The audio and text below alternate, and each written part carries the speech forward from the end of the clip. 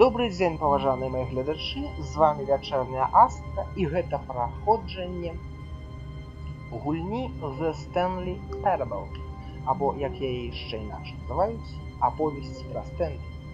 І ў гэтай відэа я пакажу вам два наступных фіналы гэтай гульні. Фінал, дзе мы можам збегнуць з гэтай гульні, і фінал, дзе мы можам стать сумасшедшими.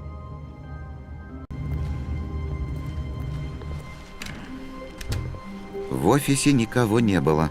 Что же случилось? Стэнли решил зайти в переговорную в надежде, что он просто что-то пропустил.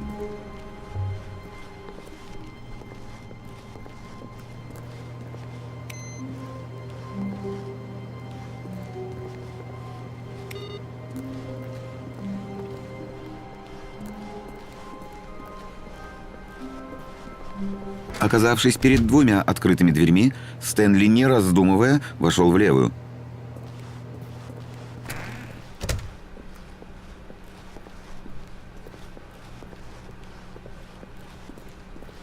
В переговорной тоже никого не было. Не веря своим глазам, Стэнли решил подняться к кабинету директора в надежде, что там он сможет прояснить ситуацию.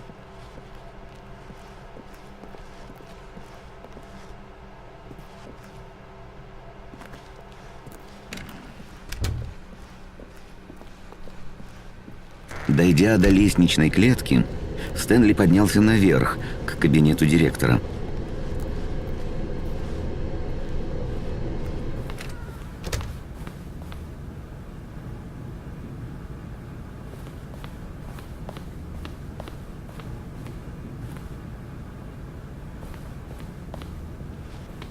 Зайдя в...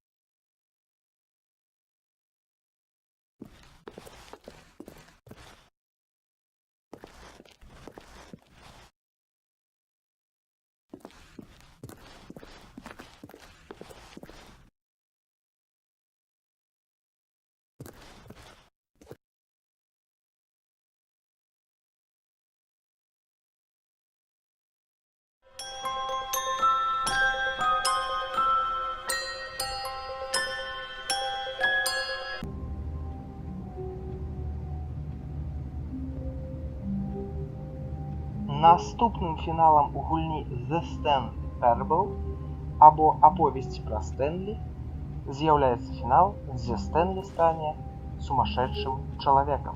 Для таго, каб даведацца пра тое, як атрымаць гэты фінал, глядзіце далей. Цяпер ідзем. В офисе никого не было. Что же случилось? Стэнли решил зайти в переговорную в надежде, что он просто что-то пропустил. Все будто сквозь землю провалились. Вокруг не было ни души.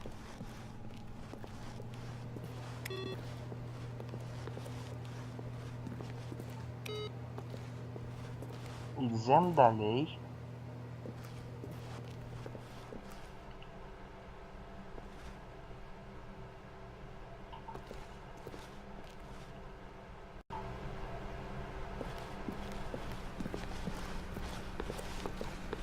Оказавшись перед двумя открытыми дверьми, Стэнли, не раздумывая, вошел в левую. Заходзім у дзверы злева.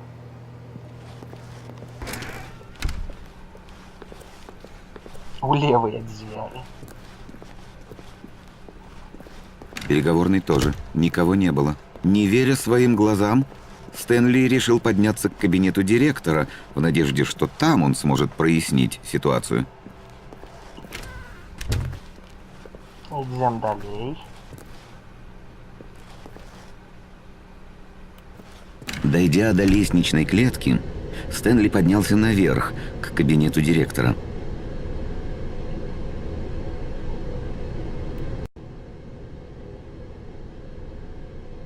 Цяпер для таго, каб атрымаць гэты фінал, дзе Стэнлі стане сумасшедшым чалавекам, мы павінны ісці не так, як нам кажа дыктар.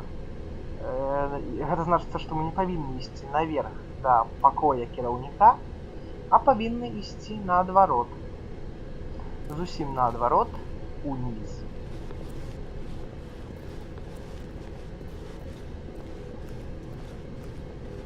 Так, вось тут паглядзім, што тут нічога нет. Нічога цікавага для нас нет. І ідзем вось сюды.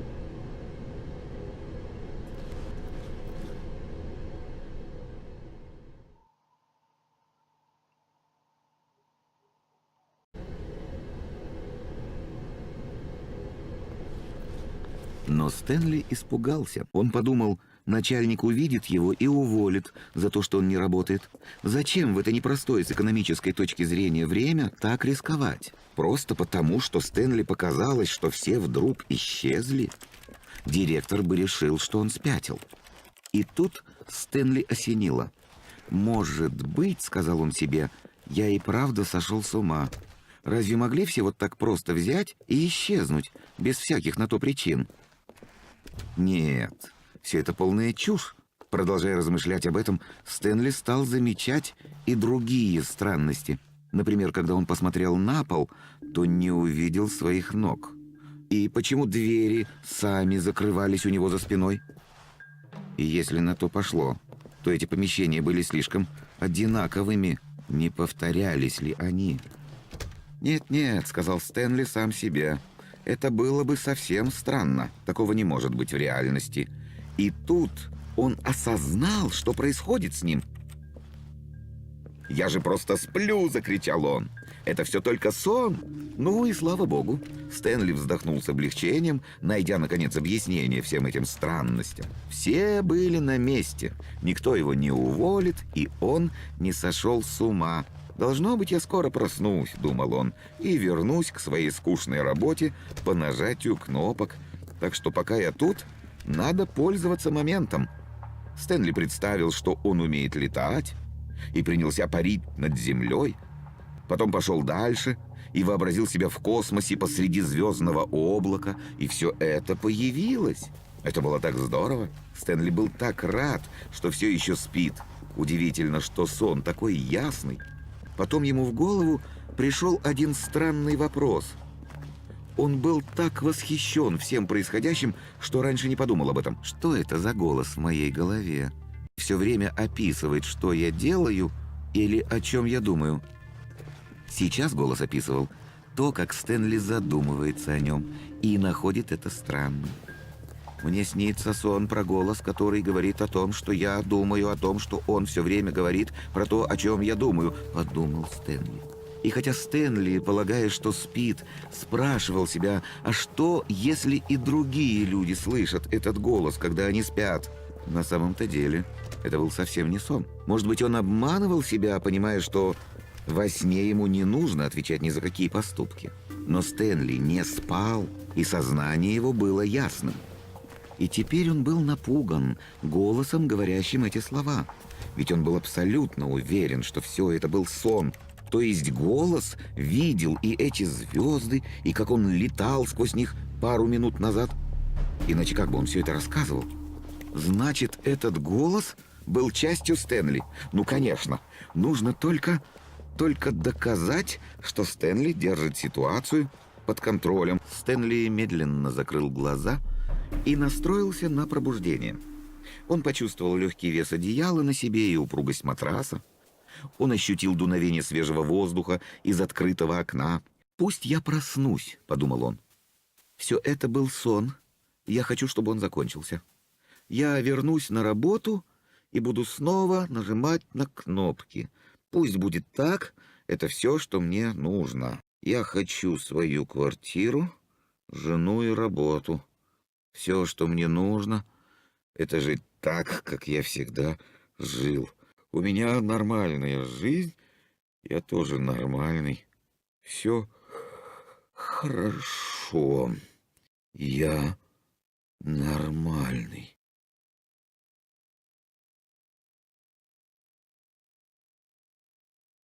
Стэнли пронзительно закричал: «Умоляю! Кто-нибудь, разбудите меня! Меня зовут Стэнли! У меня есть директор! Я работаю в офисе! Я настоящий! Кто-нибудь меня слышит? Кто я? Кто я?» И потом все почернело.